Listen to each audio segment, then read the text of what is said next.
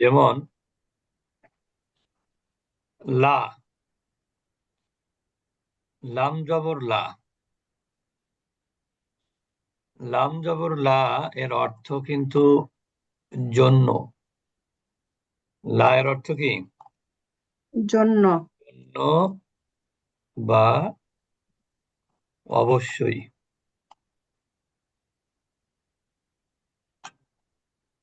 লা অর্থ জন্য বা অবশ্যই। অবশ্যই। কিন্তু যদি আমি বলি লাম আলিফ জবর লা, তখন অর্থ হবে না, অর্থাৎ কোনো কিছু নেগেটিভ বোঝাবে। এখন আপনি যদি এই লাকে লা বলেন আর এই লাকে লা বলেন, তাহলে অর্থ কিন্তু ওলট পালট হয়ে গেল। তো এই জন্য মাপটা হচ্ছে সব থেকে গুরুত্বপূর্ণ। তাজবিদের যত রুলস আছে সব থেকে মাদ হলো গুরুত্বপূর্ণ।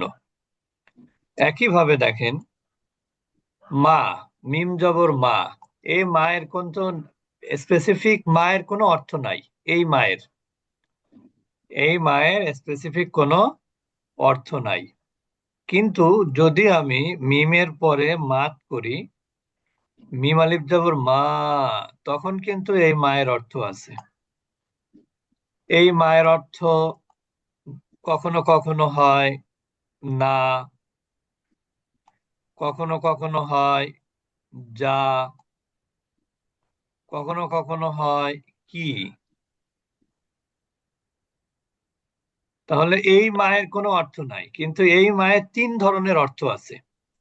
যদি এই মাটা শব্দের শুরুতে থাকে, তাহলে বাক্যের শুরুতে থাকে, তাহলে এই মায়ের অর্থ হবে হচ্ছে না। আবার কখনো কখনো এই মাটা বাক্যের শুরুতে থাকলে অর্থ হবে মা মানে হলো কি। কি মানে হলো আমরা অনেক কিছু আমরা জানতে চাই কি, মা মানে আমরা বলি না হোয়াট ইজ দিস, এটা কি। তো এই যে যে এটা কি, কোনো কিছুর পরিচয় জানতে চাওয়া, এটা আরবিতে এই মা দিয়েই প্রশ্ন করতে হয়। তাহলে এই তখন এই মায়ের অর্থ হয় হলো কি। আবার যখন শুরুতে কোনো ভার্বের আগে আসে, তখন অনেক সময় এই মায়ের অর্থ হয় হলো না, নেগেটিভ অর্থ দেয়। যেমন আমি যদি বলি যে I took breakfast, I took breakfast যদি বলি, এটাকে নেগেটিভ করব আই ডিডন্ট টেক ব্রেকফাস্ট। এই যে আমি আই ডিডন্ট টেক ব্রেকফাস্ট বললাম, এটা আরবিতে করতে গেলে এই মায়ের ব্যবহার করতে হয়। আর এই যে যে মা, এটা যখন বাক্যের মাঝখানে আসে, তখন এই মায়ের অর্থ হয় হলো যা। যেমন আমরা ইংরেজিতে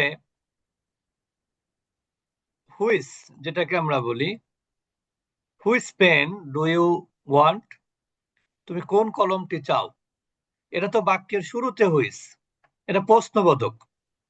কিন্তু আমরা যদি বাক্যের মাঝখানে দেই, তখন কিন্তু এর হুইসের অর্থ হয় কখনো কখনো যা। অর্থাৎ তুমি যা চেয়েছিলে আমি কিন্তু তাই দিয়েছি। মানে তুমি যা চেয়েছিলে আমি তোমাকে তাই দিয়েছি, I gave you which you want, we wanted.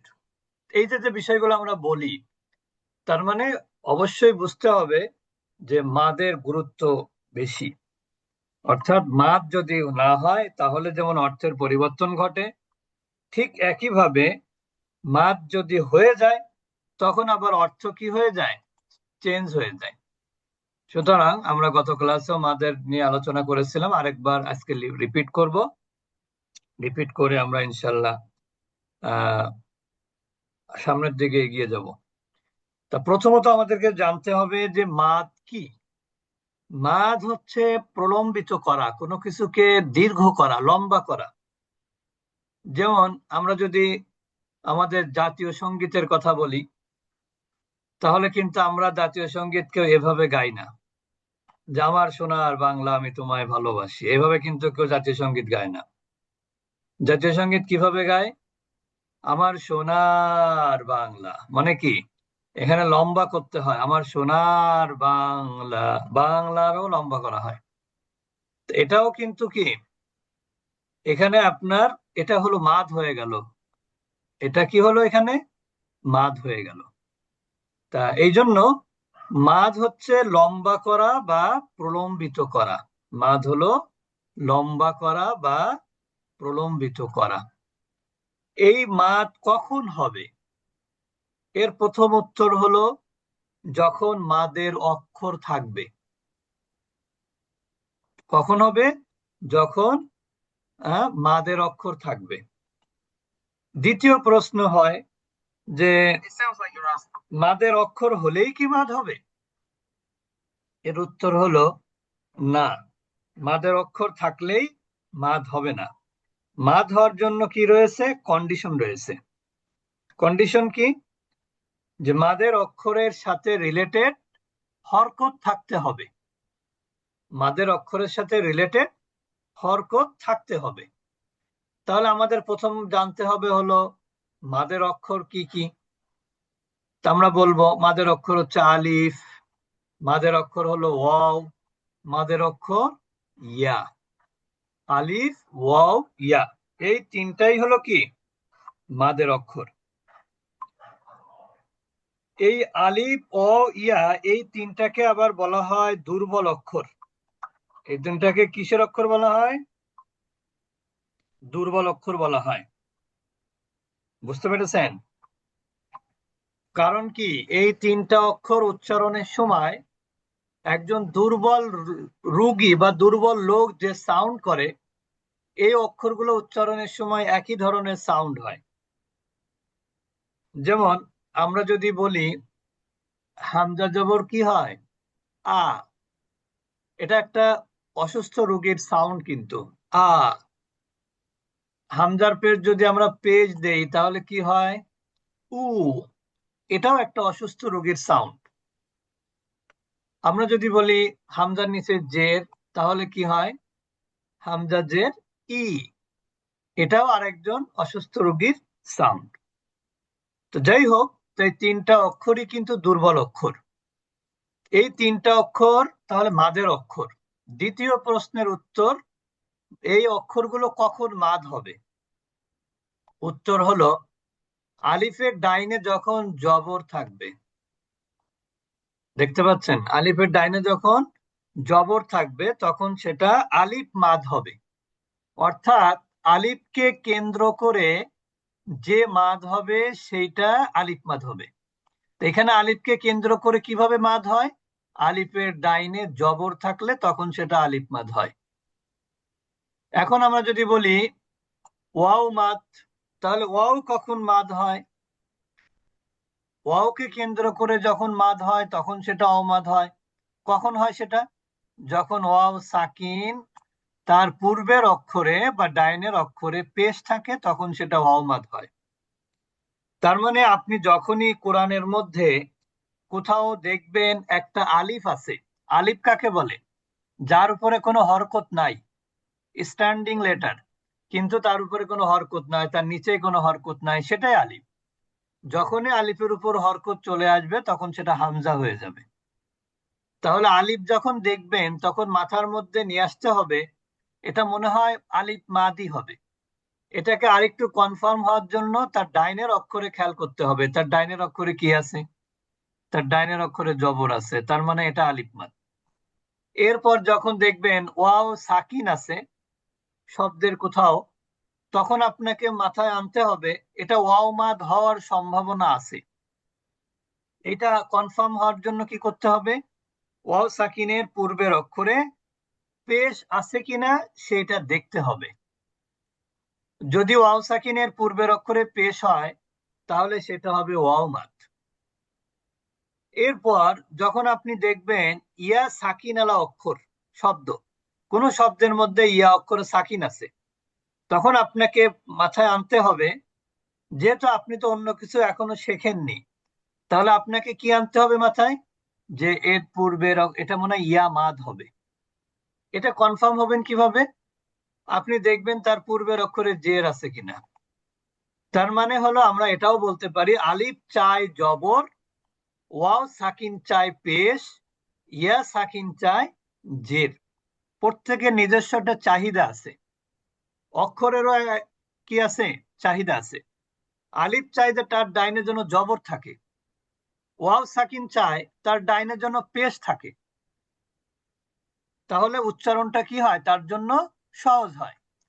ইয়া সাকিন চায় তার ডাইনের জন্য জের থাকে, তাহলে উচ্চারণ সহজ হয়। এটা আসল কথা মাদ, কিন্তু উচ্চারণের একটা ব্যাপার আছে। কিন্তু আমি একটু উদাহরণস্বরূপ বলি, যদি আপনি এখানে ওয়াও সাকিনের পূর্বে জের থাকতো, তাহলে উচ্চারণটা একটু কিন্তু কঠিন হতো। তখন আপনি কি বলতেন, মিউ। মিউ উচ্চারণ কিন্তু একটু কঠিন। তা ওইটা মেইন বিষয় না, যদিও এটা যৌক্তিক কথা আর কি, কিন্তু মেইন বিষয় কিন্তু মাদ। তাহলে আলিফের ডাইনে জবর হলে আলিফ মাদ, ওয়াও সাকিনের ডাইনে পেশ হলে ওয়াও মাদ, ইয়া সাকিনের ডাইনে জের হলে ইয়া মাদ। এই তিনটা মাদকে বলা হয় বেসিক মাদ বা মৌলিক মাদ। অর্থাৎ এই তিনটা বিষয় যদি কোনো জায়গায় না থাকে, তাহলে সেকেন্ডারি মাদের কোনো অস্তিত্ব আমরা খুঁজে পাবো না। এই আলিফ মাদ, ওয়াও মাদ, ইয়া মাদ, এই মাদের পরিমাণ হলো এক আলিফ পরিমাণ মাদ করতে হবে এই কন্ডিশনে। এখন প্রশ্ন হলো, এক আলিফ মাদ আসলে কিভাবে বুঝবো এক আলিফ মাদ হলো? এক আলিফ মাদ সমান সমান কি 30 সেকেন্ড? এক আলিফ মাদ সমান সমান কি 20 সেকেন্ড, নাকি 50 সেকেন্ড, না 1 মিনিট? আসলে মাদের সাথে কোনো সেকেন্ড মিনিট এর কোনো সম্পর্ক নাই। মাদের সাথে সম্পর্ক হলো হারাকা। হারাকা কি জিনিস? হারাকা শব্দের অর্থ হলো মুভমেন্ট। হারাকা মানে কি? মুভমেন্ট মানে কি? নড়াচড়া করা। আপনার যদি আপনার হাতের আঙ্গুল কি করেন, যদি 2বার আপ ডাউন করেন, ওঠানামা করেন, সে ওঠানামা করতে যে সময় লাগে, এইটা হলো এক আলিফ মাদের সময়। আবার কেউ কেউ বলেছেন যে মাদের হিসাবটা হয় আমরা যে তাসবিহ পাঠ করি, সুবহানাল্লাহ, আলহামদুলিল্লাহ, আল্লাহু আকবার, এই যে যে তাসবিহ পাঠ করি, এই 2 তাসবিহ পরিমাণ সময় হলো মাদের সময়। তা what ever maybe the case, যেটাই হোক না কেন, আমাদের মেইন বিষয় হলো একটা টাইম লিমিট আমাদের থাকতে হবে। মানে একটা টাইমকে আমরা কি করব, ধরে নিতে হবে যে আমাদের এক আলিফ মাদ সমান সমান এতটা, এত সময় আমরা মাদ করলে এক আলিফ মাদ হবে। এটা একটা ইসের বিষয়, আপনার মানে ধরে নেওয়ার বিষয় আর কি। এটা কখনো ওইভাবে হিসাব করা হয় না। তো যেটাই হোক, আমাদের এক আলিফ মাদ যদি যে পরিমাণ হয়, তাহলে আমাদের কিন্তু হিসাব করতে হবে যে 4 আলিফ মাদ তাহলে কতটুকু হবে। 4 আলিফ মাদ সমান সমান কতটুকু হবে, এটা আপনাকে ওই সময় আন্দাজ করতে হবে। কিন্তু তাজবিদের পরিভাষায় 4 আলিফ মাদ সমান সমান 6 হারাকা। এটা আমরা যখন 4 আলিফ মাদ শিখবো তখন ইনশাল্লাহ বলবো। তাহলে আমরা শিখলাম হচ্ছে আলিফ মাদ, অ মাদ, ইয়া মাদ। এটাকে 2 ভাবে বলা যায়। আমরা যেটা বলেছি যে আলিফের ডাইনে জবর, আসলে মূলত আলিফ কিন্তু খালি না। আরবি গ্রামারের পরিভাষায় আলিফটা আসলে সাকিন। তো যাই হোক, আমরা আপনাদের যেটা সুবিধা সেটাই আমরা বললাম। আলিফের ডাইনে জবর, অ সাকিনের ডাইনে পেশ, ইয়া সাকিনের ডাইনে জের, এই তিনটা হলো বেসিক মাদ। যেমন আমরা এখানে যদি বলি মা, এটা হলো আলিফ মাদ। মো, এটা হলো ওয়াও মাদ। মি, এটা হলো ইয়া মাদ। আর এই যে মাদ আমরা কেন পড়বো, আসলে মাদ পড়বো এই জন্য যে কোরআনের মধ্যে আলিফ মাদ আছে 5100 বার, ইয়া মাদ আছে কোরআনে 7800 বার, ওয়াও মাদ আছে 9200 বার। এটা একটা পরিসংখ্যান, পরিসংখ্যান ভুল ভ্রান্তি হতে পারে, কম বেশি হতে পারে, কিন্তু একটা পরিসংখ্যানে দেখা গেছে যে আলিফ মাদ আছে কোরআনে 5100 বার, ইয়া মাদ আছে 7800 বার, আর ওয়াও মাদ আছে 9200 বার। টোটাল আপনার কোরআনের শব্দ হলো 78,000। ৭৮,০০০ শব্দের মধ্যে 22,০০০ জায়গাতে যদি মাদ থাকে, আপনি হিসাব করেন, ৯ আর ৭ ১৬ আর ৫ ২১ আর বাকি এই ভাঙটা দিয়ে টোটাল 22,০০০। 22,০০০ জায়গাতে যদি আপনার মাদ থাকে, তাহলে মাদের গুরুত্ব কত বেশি? এরপরে আমরা চলে যাব, এখানে যেমন আমরা বলেছি, একটু আমরা সাথে বলবেন, মা, সবাই বলে মা, ওয়ামা,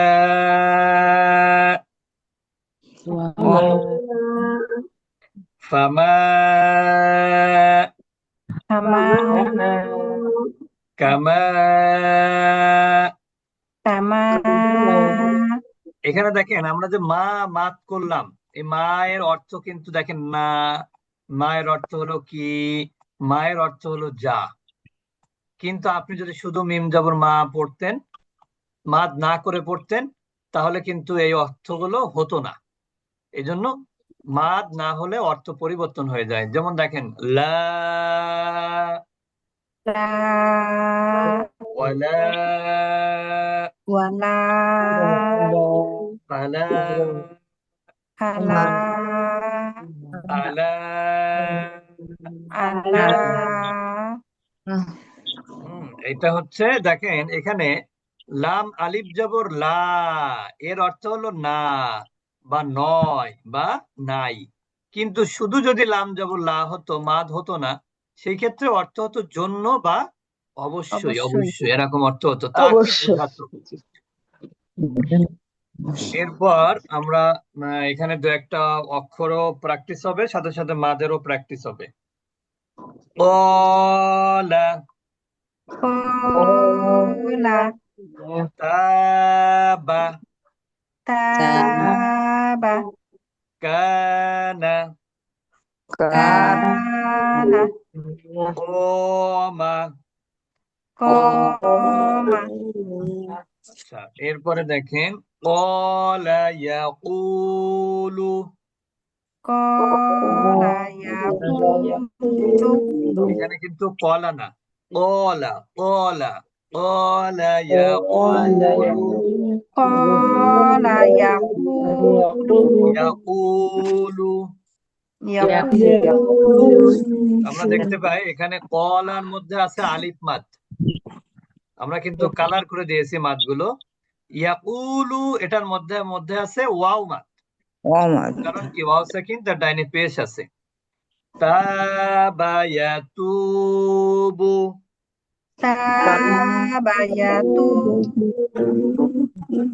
এটা ওয়াও মাদ। এরপর আমরা একটা দেখি ইয়া মাদে যাই, জাদা ইয়াজিদু, জাদা, ইয়াজিদু, গাবা ইয়াগিবু। গাবা, ইয়াগিবু, তাহলে এখানে আমরা দেখতে পেলাম যে আলিফ মাদ এর পাশাপাশি কি আছে, ওয়াও মাদও আছে। আলিফ মাদের পাশাপাশি ওয়াও মাদও আছে, বুঝতে পেরেছেন? আলিফ মাদের পাশাপাশি কি আছে? ওয়াও মাদ আছে, ওয়াও মাদ আছে, আলিফ মাদের পাশাপাশি ওয়াও মাদ আছে। ইয়াও মাদ আছে, তাহলে এর পাশে ইয়া মাদ আছে, সরি ইয়া মাদ। ইয়াজিদু, ইয়াগিবু দুইটাই কিন্তু ইয়া মাদ। জি। এরপর দেখেন আইনটা উচ্চারণ শিখতে হবে ভালোভাবে। আশা ইয়াঈশু, আশা, ইশু, বাআ ইয়াবিউ, বাআ, ইয়াবিউ, এখানে যদি আমি আইন না উচ্চারণ করে যদি হামজা উচ্চারণ করি, আশা বলি, তাহলে কিন্তু কোনো অর্থ হচ্ছে না, ঠিক না? এই জন্য আইনের উচ্চারণটাও সঠিক করতে হবে। আশা, আশা, ইয়াঈশু, ইয়াঈশু, বাআ বাআ, ইয়াবিউ, ইয়াবিউ باع يبيع বাআ ইয়াবিউ যেমন দেখেন বিউ এখানে যদি আমি বলি বাআ, তাহলে এর অর্থ হবে সে বিক্রয় করলো। কিন্তু আমি যদি বলি বা আ, উচ্চারণ যদি বা আ বলি, তাহলে এর অর্থ হবে প্রত্যাবর্তন করা, ফিরে আসা। বুঝতে পেরেছেন? তাহলে অর্থটা ভিন্ন হয়ে গেল না? জি তাহলে এখানে উচ্চারণটা, আমাদের আইনের উচ্চারণটা সঠিক করতে হবে। যেমন আর রব্বিল আলামিন, রব্বিল আলামিন অর্থ হচ্ছে জগৎ সমূহের রব। কিন্তু আমি যদি বলি রব্বিল আলামিন, তাহলে আলাম মানে হচ্ছে কষ্ট। আল্লাহ কি কষ্টের রব? হ্যাঁ, আল্লাহ কি কষ্টের রব নাকি? নাউজুবিল্লাহ। এই জন্য অক্ষরের মাখরাজটাও আমাদের ঠিক রাখতে হবে। আচ্ছা, এরপরে আমরা চলে যাব আমাদের, যেহেতু আপনারা মোটামুটি অনেকেই কোরআন পড়তে পারেন, এখন আমরা চলে যাব আলিফ মাদের সেম মাদ বা similar sound.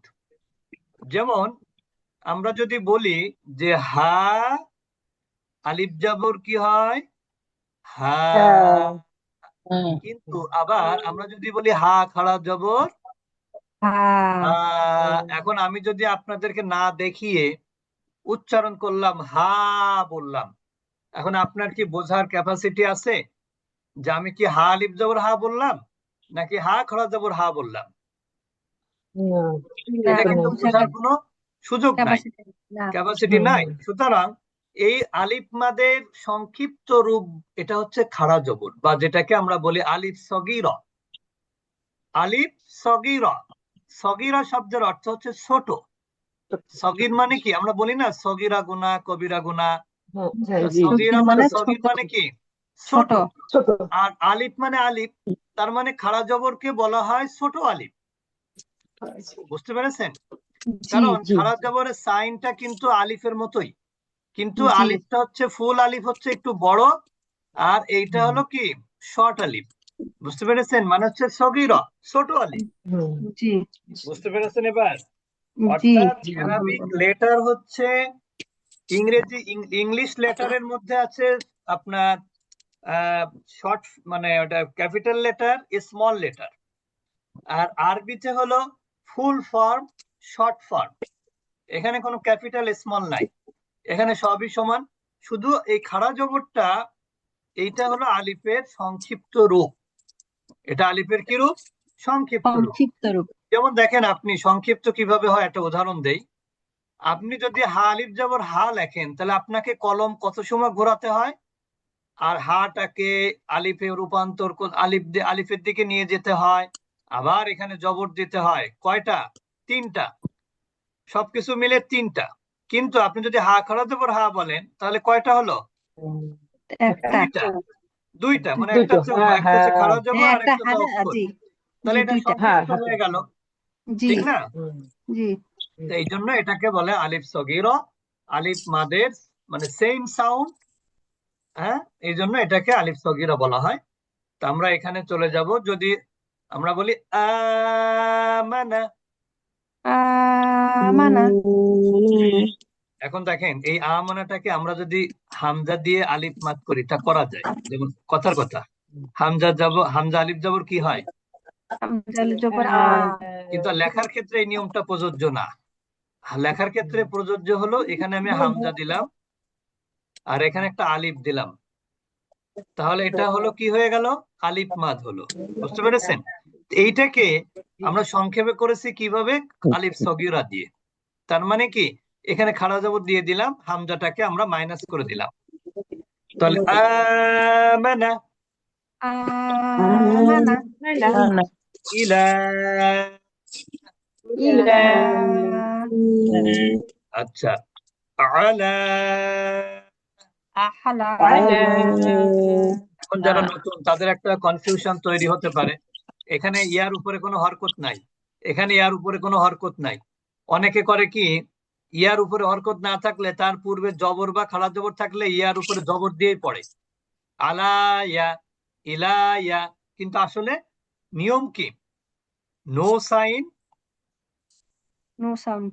No sound, no sign, no sound, অর্থাৎ যে অক্ষরের উপরে কোনো সাইন থাকবে না সেই অক্ষরে কোনো সাউন্ড হবে না। বুঝতে পেরেছেন? জি। তাহলে এখানে আমরা ইয়াটা হরকত বিহীন, এই জন্য আমরা এখানে উচ্চারণ করলাম না। তবে একটা, যেহেতু আপনারা ইনশাল্লাহ সামনে এগিয়ে যাবেন পড়াশোনায়, একটা নিয়ম জেনে রাখেন, খাড়া জবরের পরে যদি লাস্ট লেটার ইয়া হয় তাহলে ওই ইয়াটা হরকত বিহীনই থাকে। কি বললাম? খাড়া জবরের পর বা আলিফ সগীরার পর যদি লাস্ট লেটার, শব্দের লাস্ট লেটার যদি হয় ইয়া, তাহলে ওই ইয়াটা কি থাকে? হারাকাবিহীন। হরকত ছাড়াই থাকে, হরকত ছাড়া, হরকত হরকত ছাড়াই ছাড়া, থাকে। হরকত ছাড়াই থাকে। তাহলে খাড়া জবরের পরের শব্দের শেষ অক্ষর যদি হয় ইয়া, তাহলে ওই ইয়াটাতে সাধারণত হরকত দেখা যায় না। আর যেহেতু হরকত নাই, সেখানে পড়াও নাই। আচ্ছা, তারপরে দেখি আমরা আয়াতি, আয়াতি। হাযা, হাযা। এখানে আমরা খাড়া জবর, আলিফ সগীরা, তারপর হচ্ছে আলিফ মাদ, যালিকা। যালিকা।